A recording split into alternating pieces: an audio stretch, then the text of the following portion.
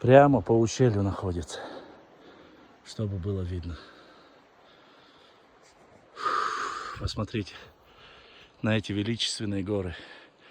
Вот где жили настоящие наши предки кисты, дзурдзуки. Правильно будет сказать дзурдзуки, кисты, представители Нохчи народа. Вот. Жилой башенный комплекс. Немного реконструировали, реставрировали, точнее, будет правильно сказать. Прошу прощения за мои вздохи. Здесь слишком большой снег, с полметра. Ходить сложновато. Вот. Но, как видите, это всего лишь одна боевая.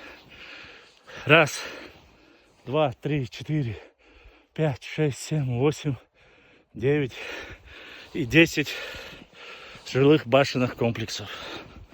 Все находится в высокогорной Чечне. Область, древняя область Нохчи народа, где проживал Мелхий Тейп. Тейп Нохчи народа. Исконно чеченский тейп. И вот такие великолепные места есть повсюду в горной Чечне. Друзья, хочу еще один кусочек вам показать. Будет видно, не знаю, отсюда или нет.